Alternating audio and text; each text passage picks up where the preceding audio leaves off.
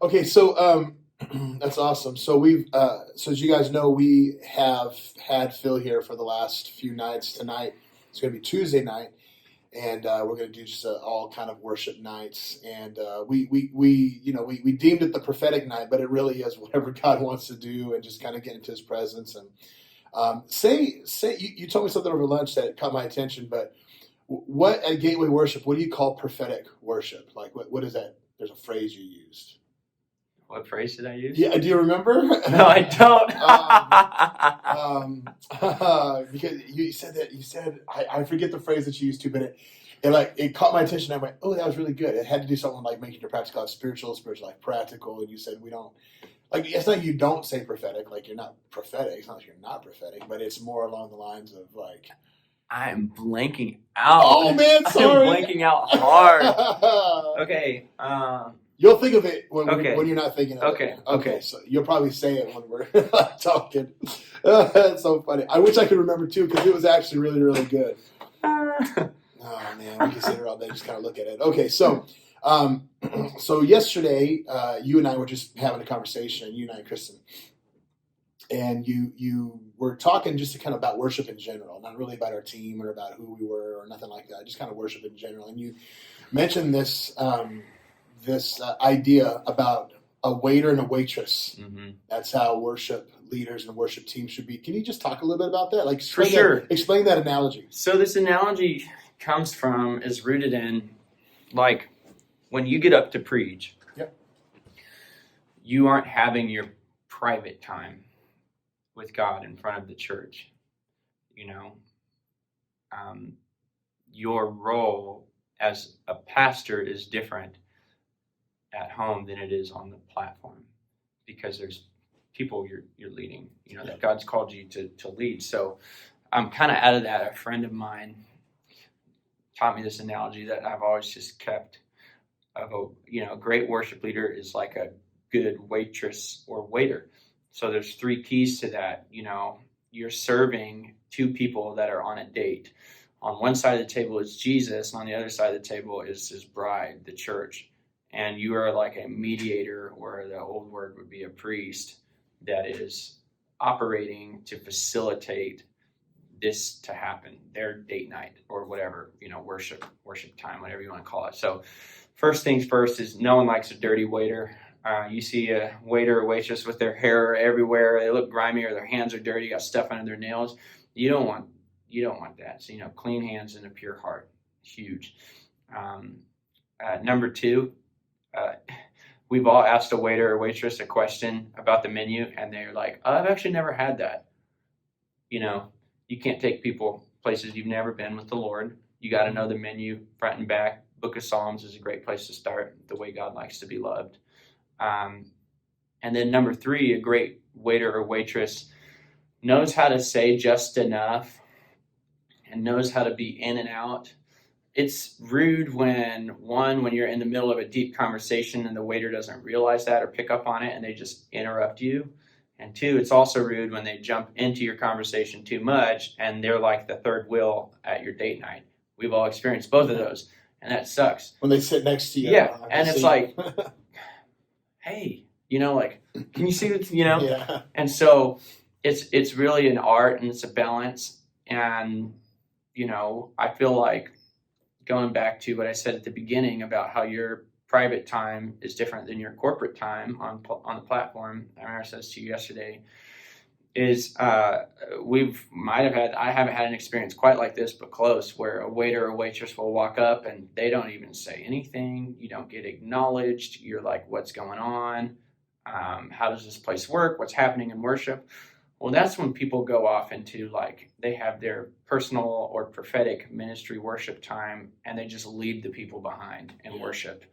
You have to think as a worship leader, as a servant, as a waiter or waitress, you have to think about who's in the room when you're doing what you're doing. Mm-hmm. You have to be aware of that. There's a time and a place to, have that personal time with Jesus. And I know I said this to you too. It's like, it makes everyone uncomfortable when you're in a public setting and there's two people that are just making out. Yeah. It's like, please stop. Yeah. Stop making out in front of me, guys. Yes. I don't want to see this right now. Yes. no, it's like that's okay, you know, like Yeah. at home, whatever. It's really an art, you know. It just takes a lot of practice, but I think, you know, keeping those three things in mind: clean hands, pure heart, knowing the menu, and the art of communication. Yeah. Those are big things. Yeah, and I think that for any kind of worship service, and I mean, jump in and correct me anytime you think that, not even correct me, but just like jump in and add, or correct me too if Sure. you need to. Oh, I'm totally cool with yeah. it too.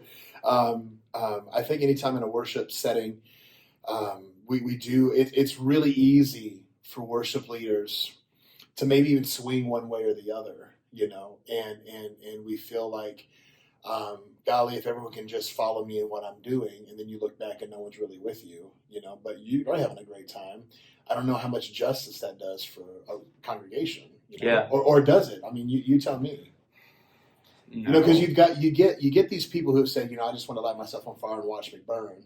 Yeah. You know, and that's a good thing. But I mean, speak to that a little bit. Like, I know we just kind of did a little thing on that, but like, let's dive into that a little bit more. Like, what are some good ways? My thought is the Holy Spirit didn't fall with fire on one individual. It was a corporate setting. It's a group setting. It's better to watch a group of people burn than it is an individual. Now, there's times, you know, and stuff like that happen, but if you read the book of Acts, most encounters with the fire of God, well, period, throughout the whole Bible, front to back, it's corporate. And I think that the Lord blesses corporate unity. We all know this, that there is a difference between an individual time in worship and a corporate time in worship. Corporate is always just like, whoa, there's just something on it. Because we're all part of a larger body. That's a single person. That's a single bride before Jesus. And if one part of that body is like, I'm just going to go for it and do my own thing, well, the rest of the body is not going to agree with it. Right. You know, that's called cancer in a human. Seriously. Yeah. And so it's like you, like you know, Lyndall Cooley, you know, like everyone in the AG knows who he is. We talked about this yesterday, but I've led with him. I mean, dozens and dozens, maybe more than 100 times. But just all my time with him, if something's not working and the church isn't going there, he does not beat that dead horse. Mm-hmm. He's looking as a worship leader, and you know, he has his set, he has his, you know, wineskin or whatever he comes ready with, and he's looking and waiting for that moment when God's on something. And once it's like a 2 or 3 or more are going in and something's happening, then that's the like worship leading. It's a lot like driving down the freeway and you're anxious because you need to use the restroom. And like there are things we look for when we're wanting to stop and use the restroom. Like, we don't just pull off on an exit where we see no evidence of a sign or a truck stop or a gas station or a Quick Trip. Right. Quick Trip. Yeah. You know, like when we're leading, we have a direction. We've come prepared. We know which way we're going, where we're headed as a team, as a unit. We're in our lane. You know, we're not going everywhere, but we're looking for that place where it's lit up and where God's at.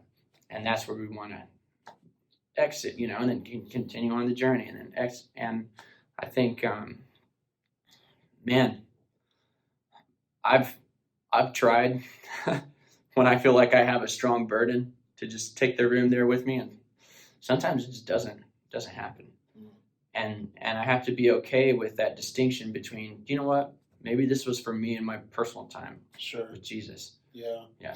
Do you think, you know, practically speaking, do you think that when do you feel like, you know, like maybe I don't need to continue on in my set, or it's just time to kill this song, or is there a sense of the room? Do you feel that, or do you just kind of tell, or you just go, I don't know? It's a group effort, you know, like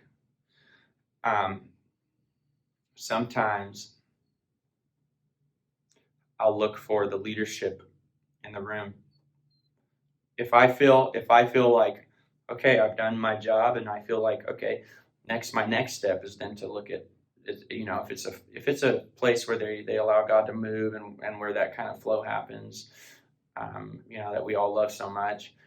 Next step after that is to look to leadership and see if there's something that they sense might be going on, and if it's in agreement and we're in, then it's like, okay, let's land the plane.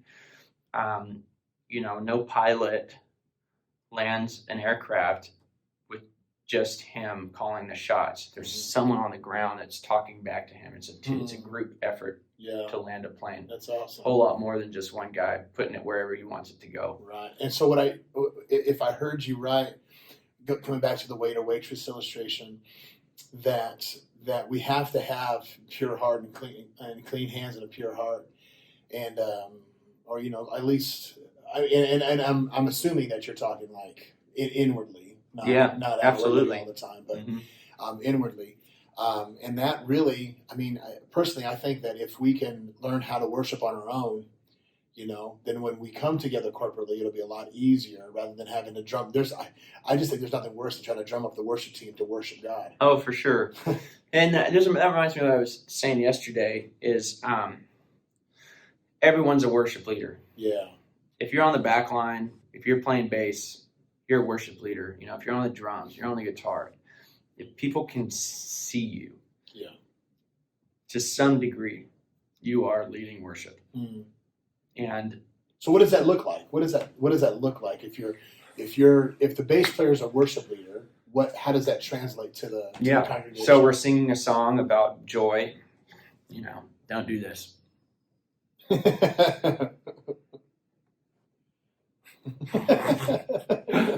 know what I'm saying? Gotcha. Like,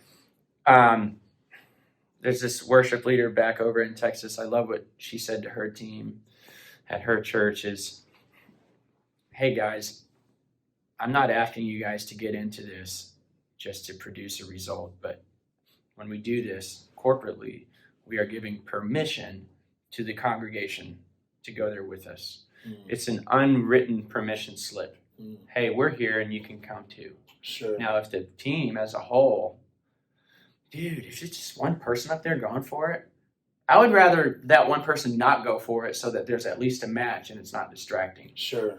Because then you just stepped into the distraction realm. Right. It's like hot or cold. Like pick one or the other, but let's be hot. Let's go for it. Yeah. And so having that individual time with the Lord and coming ready, man, worship's a lot like cooking. It just takes time. It takes prep. It takes listening. It takes communication. It takes a real relationship. Mm-hmm. And going back to yesterday too at your house is the congregation, this is rare, but 99% of the time they will not out worship the worship team. Yeah. Sometimes it happens. Yeah. Say that again. Yeah, your congregation will never out worship you. And so you want to, let's say the congregation right now is worshiping if 10 is like, man, we're going for it and God is moving and there's just worship breaking out spontaneously in the church. If that's a 10 and everyone's at a 4, well, if you go for a 10, they might come up to like a 6. You got to go well above and beyond what you see the congregation being at for them to just come up a little. So if we want them at a 10, we have to be at a 17. Go to a 17. Because it's an unwritten permission for the rest of the congregation to go there. That's good, man. Yeah. That's real good. Mm-hmm. So our church's mission is host His presence and transform the city. If you can, if this wasn't something we talked about yesterday, but as we're talking, I'm just thinking about it. What does a church look like in the worship setting to host His presence? What does that mean? Man, I think what Sergio said last night is prayer in its highest form really is worship. Mm. And I was reading Oswald Chambers this morning, and he talked about the harvest. He talked about cities in the world being transformed and nations being changed. And he said, it is not like our human effort and strength and busyness in our work. It's actually what looks foolish to the world. Jesus gave us the instruction. He said, pray unto the Father to send workers into the harvest field. Pray, pray, pray, pray. And that's the effort that we put in, spiritually speaking. Like last night, what was last night? Monday night. There was a tangible shift if you were there during worship. And all of a sudden, everyone becomes awakened. Oh my goodness, something just shifted in the region. Something opened up. Something got unlocked here. And I feel like a lot of times we don't think of worship as being the highest form of prayer, like Sergio said. And Lyndall Cooley calls it worship the highest form of serving God. Worship, regardless of what you think it is at the top of, that's why we do it forever. One day we won't be prophesying anymore. Right. Or there won't be healing services anymore, but we'll always be worshiping. It's such a high... That's good, man. Yeah, it'll always be there forever and ever. Yeah. And so doing that transforms a region. And then there's another analogy I'd like to share with you guys. What's your favorite kind of food? I just ate it. Thai food. Pad Thai. Pad Thai. Okay. Thai food. Let's say you're from Thailand and you go to, I don't know, somewhere way up near like wilderness. Like say you're in Siberia, in Russia, you're in Siberia, and you come into this little tiny town, and you see on the corner there's a Thai restaurant. Yeah. Like, what would your reaction be? Be like, I gotta go try that out. Yes, you would run in. Yeah, you would run in and be like, "What? For sure. What? This is my favorite. This is what I love at home. This is my favorite thing to have at home, and I love it." Blah blah blah blah blah. Well, the Lord gave me that analogy once with angels, with the heavenly host.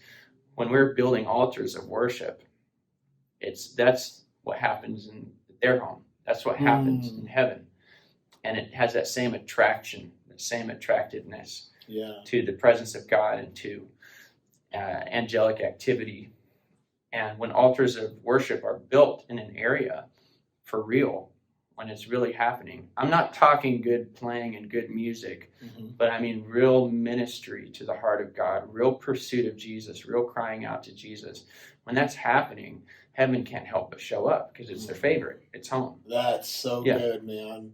Mm-hmm. That's a good word right there, people. Yeah, that's a good word. That's a good word. Yeah. No, that's really, really good. Building altars of worship. I've never really thought of it that way, man. That's so great.